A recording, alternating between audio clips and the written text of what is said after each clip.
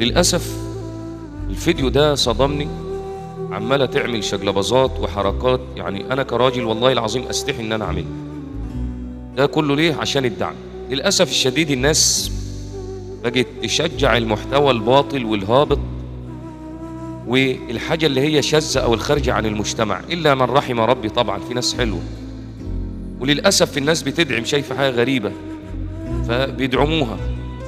طبعا ناس كتير بتقول لي أنت مالك، خليك في حالك. لا، من رأى منكم منكرا فليغيره بيده بلسانه بقلبه. لا طب لازم نغير يا جماعة، ما أولادنا يشوفوا المناظر ويشوفوا الحياة دي. حرام، اتقوا الله. طيب الفلوس بتاعتك حلال ولا حرام؟ فلوسك باطلة